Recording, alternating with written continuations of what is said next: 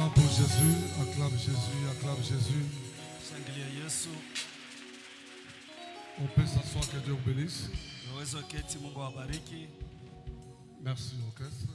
Asante waimbaji. Bwana tunasema asante. Seigneur, disons merci. Kwa hiyo wakati mzuri unatupatia. Ce bon moment que tu nous donnes. Wakati ya kusikia neno lako. Celui d'écouter ta parole. Sema nasi. Parle-nous. Na yote yasipo yako isipate nafasi katikati yetu. Tout ce qui n'est pas de toi n'ait pas de place au milieu de nous. Mara tena Bwana tawala. Une fois de plus, domine ou règne. Toi créer mon présence. Agrée-nous dans ta présence. Jina la Yesu Kristo. Au nom de Jésus-Christ. Amen. Alléluia. Amen. La semaine passée, nous avons parlé sur les caractéristiques des hommes qui réussissent dans leurs activités. Na wiki inayopita tulisemezea hapa matabia ya watu wale wanakuwa wanaweza mu makazi yao. Et nous avons parlé sur 4 faces. So ine pour comprendre les caractéristiques de ces gens. Juu ya kuelewa hata matabia ya watu. Première face c'était quoi? Na hata uso wa kwanza ilikuwa nini? Pardon? Participez s'il vous plaît. Tu participes aussi. C'était les lions. Deuxième face, les bœufs. Troisième face, l'homme. L'aigle. L'aigle c'était... C'est troisième. Pardon? Troisième c'était l'homme. Et quatrième face, c'était l'aigle. Le dimanche, j'étais un peu rapide, j'étais pressé. Pour que je revienne un peu.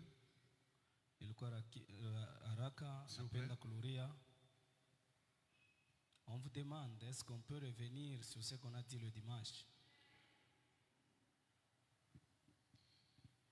La face de l'homme. C'était, je crois, la troisième caractéristique de ceux qui réussissent et prospèrent. Et cette dimension, et cette dimension de l'homme. Nous avons dit que plusieurs enfants de Dieu ignorent cet aspect et cette dimension. Nous avons lu Genèse chapitre 1er, verset 26 à 27. La Bible dit, puis Dieu dit. Est-ce qu'on peut honorer la parole de Dieu? Faisons l'homme à notre image selon notre ressemblance. Et qu'il domine sur les poissons de la mer, sur les oiseaux du ciel, sur les bétails, sur toute la terre et sur tous les reptiles qui rampent sur la terre.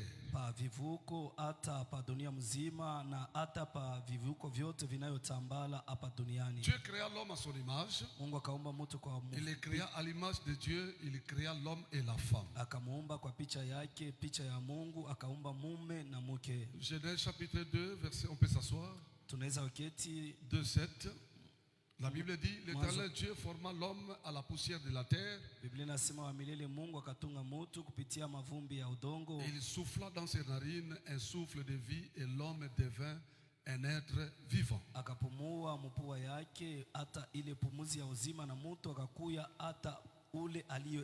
Nous avons dit que ce texte de Genèse nous révèle que l'homme a 2 aspects et 2 dimensions. Et premièrement, quand la Bible dit Dieu a créé l'homme à son image et selon sa ressemblance. Et nous avons dit que ceci nous amène à comprendre qu'il s'agit de la dimension spirituelle. Et deuxièmement, la Bible nous révèle dans Genèse que Dieu a pris la poussière de la terre pour former l'homme. Or, la poussière de la terre nous renvoie à l'aspect et dimension physique ainsi que terrestre de l'homme.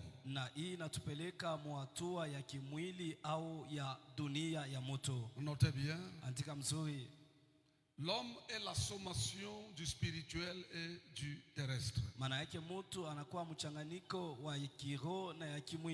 l'homme est aussi la sommation du divin et de l'humanité. Anakuya pia mchanganyiko wa kimungu na kimutu. Alors pour réussir dans nos affaires, na juu ya kuweza makazi yetu, ces deux aspects et ces deux dimensions sont très importants. Hii matua mbili inakuwa ya muhimu kabisa. Genèse chapitre 1er verset 1er dit ceci. Na Mwanzo sura ya kwanza mstari wa kwanza inasema hivi: Au commencement Dieu créa les cieux et la terre. Na mwanzo Mungu akaumba mbingu na dunia. Nous avons lu Ésaïe chapitre 66. Tulisoma Isaya 66. Premier verset.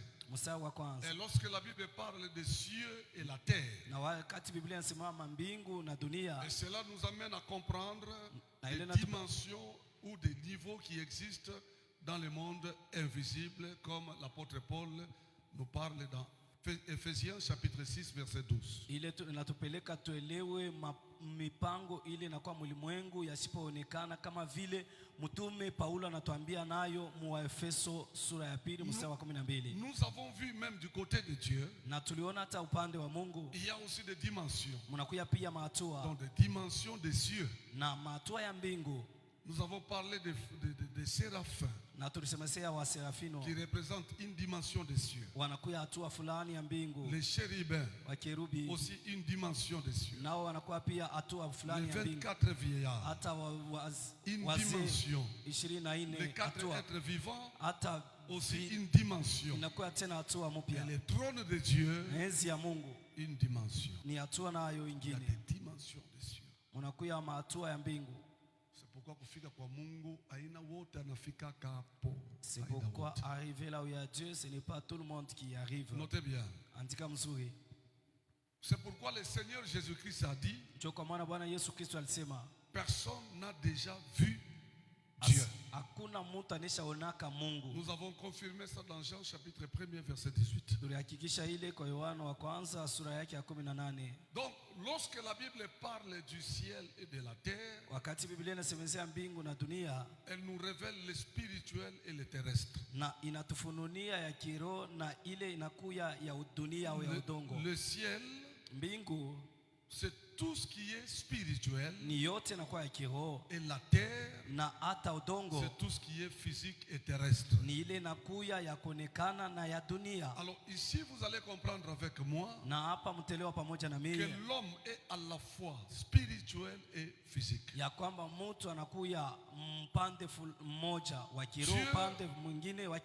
Dieu dans l'homme siège dans l'esprit de l'homme et se manifeste au travers les actions que nous posons physiquement. Et lorsque la Bible déclare que le ciel est son trône et la terre son marchepied, cela veut dire quoi? Son règne est dans notre esprit et se manifeste dans notre vie physique. Et en d'autres termes, nous voulons dire ceci: si Dieu règne en vous, physiquement vous allez réussir, physiquement vous allez prospérer, vous irez loin dans la vie, vous monterez dans la vie.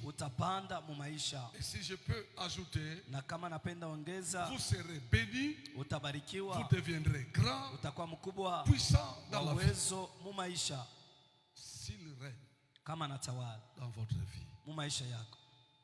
Et en tant qu'homme, nous avons insisté sur un point. En tant qu'homme, sachez que nous sommes limités. C'est-à-dire, nous avons des faiblesses, capables de commettre des erreurs,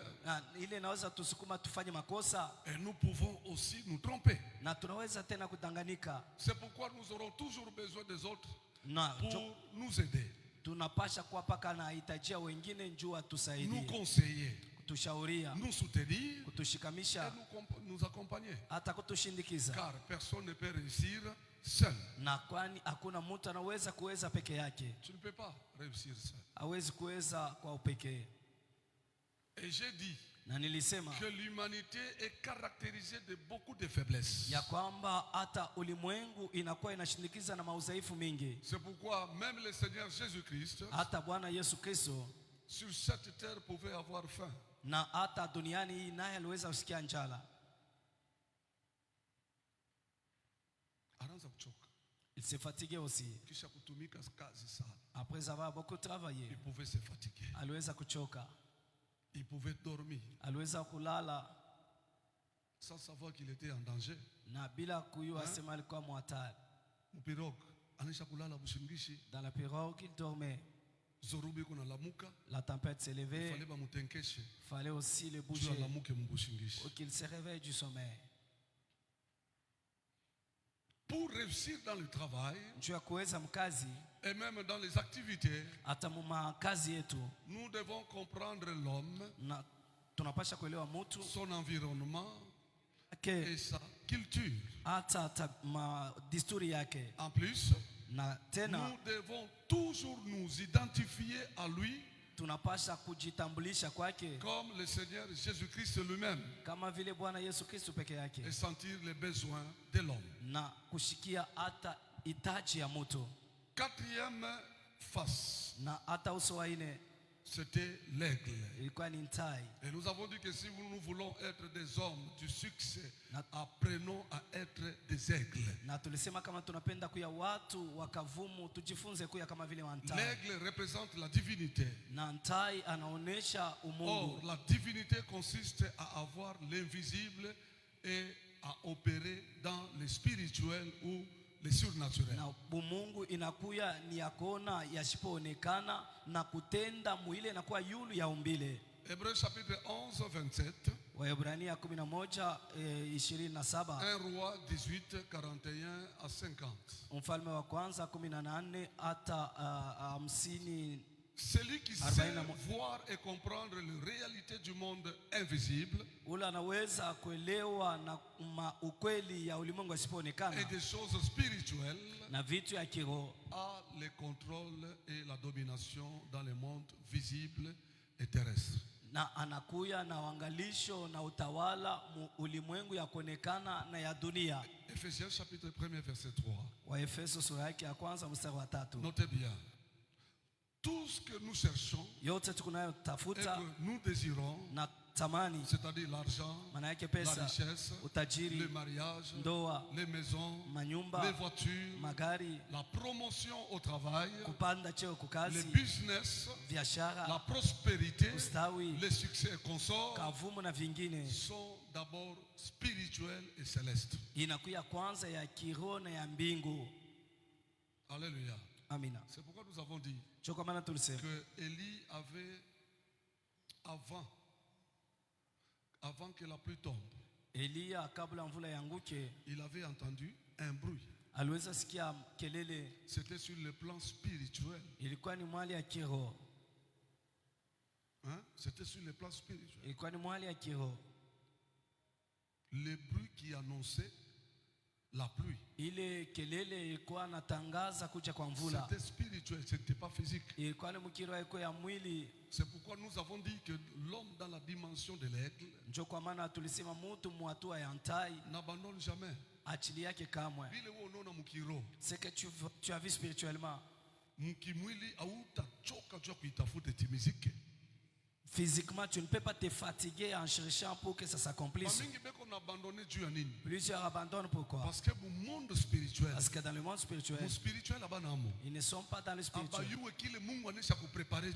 Ils ne savent pas ce que Dieu a déjà fait. Et dans le physique, il peut facilement abandonner. Mais si tu as la capacité de voir ce qui est spirituel, physiquement tu ne peux pas abandonner. Tu dois plutôt persévérer. Même s'il n'y a rien physiquement, tu dois prospérer. Alléluia. Notez bien. C'est le visible qui crée le visible.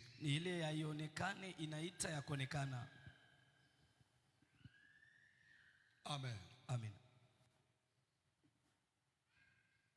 Nous ne pouvons pas oublier que la parole de Dieu, neno la Mungu, la foi, la prière malombi sont spirituels. inakuwa ya kiroho. N'oubliez pas ça. Sisaulike ile.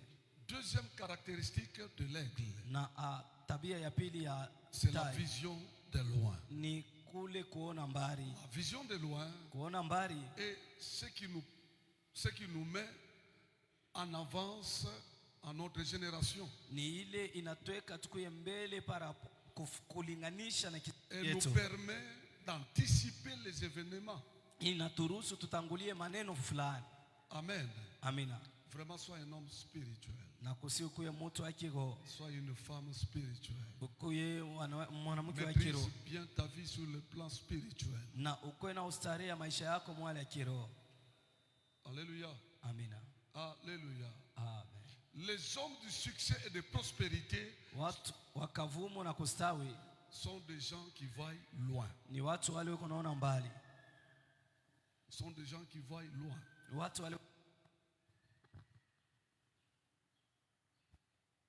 Amen. Amen. Alléluia. Amen. Je pense que c'est par ici que nous avons terminé. Nasania ni hapa tuliweza kumalizia. Aujourd'hui, nous prenons quelque chose. Na leo tunachukua tena kitu fulani. Notre grand thème de cette année, n'oubliez pas, Shina yetu kubwa ya hii mwaka usisaulike. c'est le précieux trésor de l'homme. Ni hazina bora ya moto. Et le sous-thème de ce soir, Na shina ndoko ya hii jioni, c'est les attitudes à avoir pour une vie de réussite et de prospérité dans les activités. ni mahali ya kuwa nayo juu ya maisha ya kuweza na kustawi mu makazi.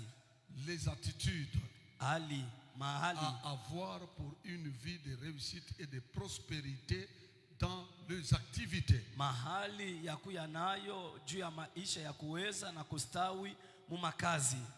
Les attitudes. Mahali. Ça va? Tunaelewa? Ça va. Je parle des attitudes, les attitudes à avoir pour une vie de réussite et de prospérité dans le travail, Nasema, les activités. Nasemezea mahali ya kuya nayo juu ya maisha ya kuweza na kustawi mu makazi. On a écrit? Tunaandika. Ok. Suis-moi très bien. Mfuate mzuri. Niko nepengle kitu pa kitu nishisabu hata moya. Vraiment Mungu anifanye neema pour que wewe ubambe nani secret ya kuweza. Je suis en train de pingler chaque chose avec détail pour que toi tu puisses saisir le secret de la réussite. Les attitudes à avoir. Mahali ya kuya nayo. Je dis ceci. Nasema hivi. Que la réussite et la prospérité dans ce que nous entreprenons comme activité Nasema kuweza na kustawi muile tunafanya kama kazi dépend de l'attitude qu'il faut avoir face aux événements, aux circonstances, aux situations bonnes ou mauvaises. Inambatana na ile hali tunaweza kuya nayo kufatana na maneno, majira, hata maneno fulani ya mzuri au ya mubaya. La réussite et la prospérité dans ce que nous entreprenons comme activité dépend de l'attitude qu'il faut avoir face aux événements, aux circonstances, aux situations bonnes ou mauvaises. Kuweza hali ya kuweza mumakazi ile tukunafanya inambatana na hali tunapasha kuya nayo mbele ya majira fulani, mbele ya maneno fulani ya mzuri au ya mubaya. Il y a un dicton dans ce monde qui dit, kuna kwa misemo fulani mwa hii dunia inasema, c'est ton attitude ni hali yako qui déterminera ton altitude. ile itaonesha urefu wako. C'est ton attitude ni hali yako qui déterminera itaonesha ton altitude. hata urefu wako. Attitude, hali, altitude. Na urefu.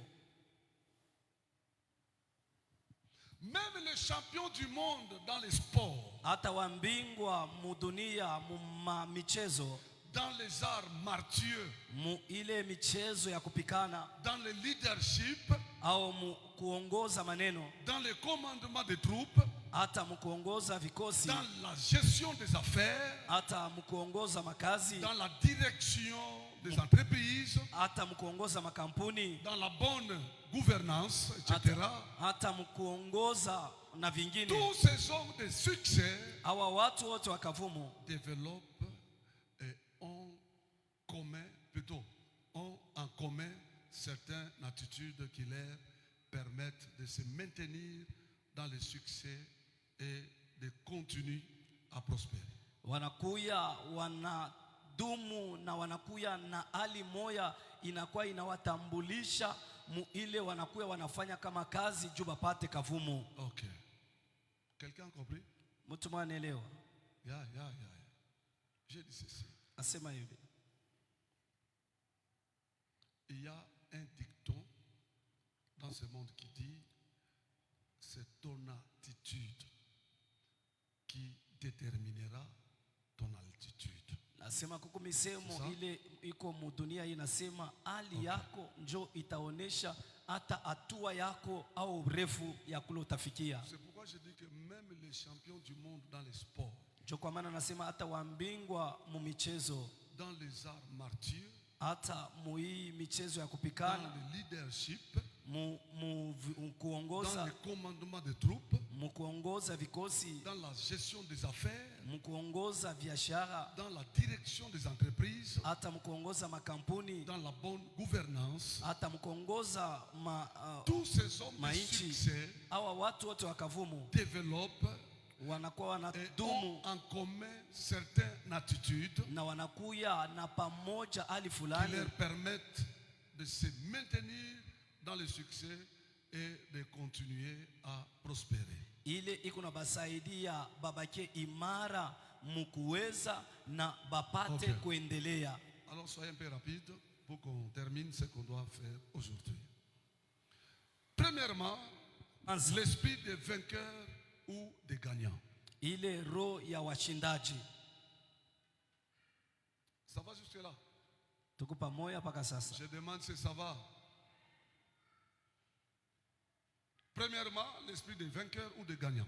Ile ya kwanza tunasema roho ya washindaji. Il s'agit ici de développer et d'avoir une attitude positive face aux situations ou aux vents contraires, aux difficultés, à toute opposition qu'on peut rencontrer dans ce qu'on est en train d'entreprendre. Ça ne va pas? Je dis ceci. Marchons ensemble. Premièrement, je parle de l'esprit des vainqueurs ou des gagnants. Il s'agit ici de développer et d'avoir une attitude positive. Inakuya hapa kudumu na kuya na hali ya kuweza face aux situations mbele ya maneno ou au vent contraire, mbele ya mpepo ya kinyume, aux difficultés, kumagumu, à toute opposition qu'on peut rencontrer dans ce qu'on est en train de faire. Hata mbele ya mapingano yote unaweza kutana nayo muhilo kunafanya ou ce qu'on entreprend. Kama vile tunasema ile kunafanya. Voilà pourquoi plusieurs parlent de la pensée positive. Njo kwa maana wengi wanasemezea mawazo ya mzuri au ya kuweza nayo. Ça va? Ça va? Tunaelewa? Vraiment j'ai fait tout ule wote kubujito wa mwisho kuelewa aelewe daye. Je fais tout pour que même celui qui est le dernier à comprendre puisse aussi comprendre. Je t'amène plus haut. Nakupeleka juu kabisa. Nombre chapitre 13. Si nous sommes là. Hesabu 13 kama tunashafika. Nombre 13 27 à 33. Hesabu 13. Voici ce qu'ils rencontrèrent à Moïse. Tazameni ile walisema kwa Musa. Nous sommes allés dans le pays où tu nous as envoyés. Tuliweza kwenda mu nchi mule uliweza kututuma. À la vérité, c'est un pays où coule le lait et le miel, et en voici les fruits. Na mkweli ni nchi kule kuna mwangika maziwa na asali, na tazama matunda. Mais le peuple qui habite ce pays est puissant. Na tazama taifa inaketi ile nchi iko les villes sont fortifiées, na miji iko très grandes. Nous y avons vu des enfants d'Anak. Kuona mo watoto wa Anaki, les Amalécites na hata wana wa Amaleki habitent la contrée du midi. Wanakuya kule upande wa sini. Les Estiens les Jébusiens et les Amoréens habitent la montagne, et les Cananéens habitent près de la mer et le long du Jourdain. Caleb fit taire le peuple. Na Kalebu akakalisha kimya taifa. Wale walikuwa wananona mbele ya Musa, akasema montons, tupande, emparons-nous du pays, na tushike nchi, nous y serons vainqueurs. Na tutakuwa washindaji. Mais les hommes qui étaient allés avec lui dirent, na watu walienda pamoja naye wakasema, nous ne pouvons pas monter contre ce peuple, hatuwezi kusimama mbele ya ile car taifa, il est plus fort que nous. Kwani wanakuwa nguvu kutushinda. Et ils décrièrent devant les enfants d'Israël le pays qu'ils avaient exploré. Na wakasema mubaya mbele ya wana wa Israeli inchi ile waliweza kupeleleza. Le pays que nous avons parcouru inchi ile tuliweza kutembea, pour l'explorer, est un pays qui dévore ses habitants. Juu ya kuipeleleza ni inchi inararua hata wakaji wayo. Tous ceux que nous y avons vus sont des hommes d'une haute taille. Na yote tuliweza kuona mule ni watu wale wanakuya wakubwa au warefu. Les géants, tuliwaona wakafiata, enfants d'Anak, de la race des géants. Wa kizazi ya wakafiata. Nous étions à nos yeux et aux leurs comme des sauterelles. Tulionekana kwa macho yetu na kwa macho yao kama vile wampanjo. Quelle agitation! Tingizika kani! Quelle attitude! Alkani! Alléluia. Amen. Si nous lisons toujours dans Nombre, chapitre 14, à partir du premier verset, toute l'assemblée éleva la voix et poussa des cris, et le peuple pleura pendant la nuit. Na makutano yote kanyanyua sauti na ikapika malalamiko na taifa ikalia usiku mzima. Tous les enfants d'Israël murmurent contre Moïse et Aaron. Na wana wa Israeli wakanona mbele ya Musa na Aroni. Et toute l'assemblée leur dit, na hata makutano yote mzima ikawaambia, que ne sommes-nous morts dans le pays d'Égypte? Na si kama tulifariki mu nchi ya Misri? Ou que ne sommes-nous morts dans ce désert? Au tukafariki mu jangwa? Pourquoi l'Éternel nous a fait-il aller dans ce pays où nous tomberons par l'épée? Na juu ya nini wa milele alituachilia kwenda mu nchi kule tutanguka kumpanga? Où nos femmes et nos petits-enfants deviendront une proie. Na wake wetu na watoto wetu watakuwa kama vile chakula. Ne vaut-il mieux pour nous de retourner en Égypte? Haina tena kama vile mzuri kwetu sisi turutie mu Misri. Ils se dirent l'un à l'autre, wakajambia mmoja kwa mwingine, nommons un chef, tuweke chefu en Égypte. Na tulurie mu Misri. Moïse et Aaron tombèrent sur leur visage, na Musa na Aroni wakaanguka buso chini, en présence de toute l'assemblée réunie des enfants d'Israël. Mbele ya makutano yote yenye kukusanyika ya wana wa Israeli. Et parmi ceux qui avaient exploré le pays, Josué fils de Nun et Caleb, na katikati ya wale waliweza kupeleleza inchi, Yoshua mwana wa Nuni na Kalebu, déchirèrent leurs vêtements, na wakapasula mavazi yao, et parlèrent ainsi à toute l'assemblée des enfants d'Israël, na wakasema hivi na makutano yote ya watoto wa Israeli, le pays que nous avons parcouru inchi pour explorer est un pays très bon. Na inchi mule tuliweza kutembea njoo ya kuyapeleleza inakuwa inchi mzuri na ubora. Nous avons deux catégories, deux types de gens, deux groupes de gens. Tunakuwa na hata vikundi mbili ya watu, avec les attitudes différentes. Na mahali yenye na. C'est ça, non? Si vile. Mungu njoo anabambia. C'est Dieu qui leur a dit. Mwende mukaingie. Allez posséder. Dieu les a conduits lui-même. Ils ont traversé la mer Rouge. Ils ont traversé le Jourdain. Ils sont entrés. Après leur attitude de change. Avant kabla bengi. Et il y a eu deux attitudes. Les autres ont déchiré les vêtements. Qu'est-ce que tu nous as fait? Il fallait nous laisser N'est-ce pas, nous t'avons dit de cela. Et regarde Josué et Caleb. Il les fait taire. Il leur dira ceci. Le Dieu qui nous a fait partir de l'Égypte. Nous avons vu ce qu'il a fait avec Pharaon.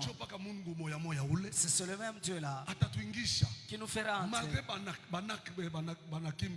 Malgré les Anakim sont là-bas, nous allons entrer certainement. Voyez l'attitude de Josué et Caleb. Et regardez l'attitude du peuple.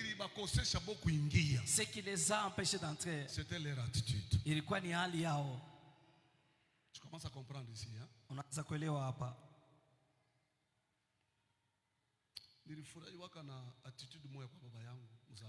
J'étais réjoui d'une attitude chez mon père biologique.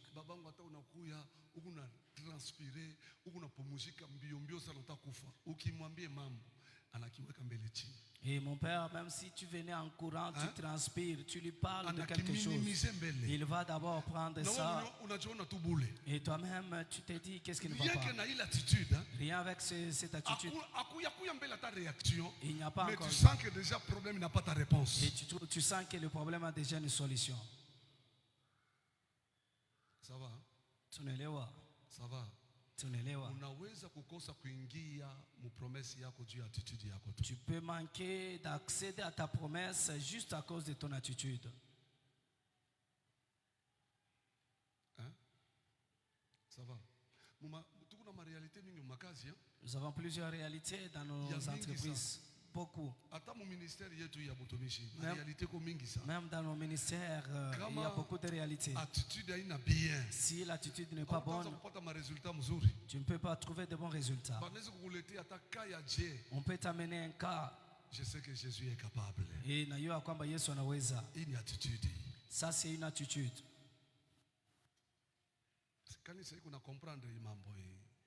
Comprends ces choses. Et si tu es appelé à aller loin, tu dois comprendre, connaître ces choses. Nous avons lu le dernier livre, c'était quel livre? Nombre 14. Nombre 14. Nous sommes arrivés 7, c'était jusqu'à 10. Si l'Éternel nous est favorable, il nous mènera dans ce pays et nous les donnera. C'est un pays où coule le lait et le miel. Il revient. Parole de Dieu.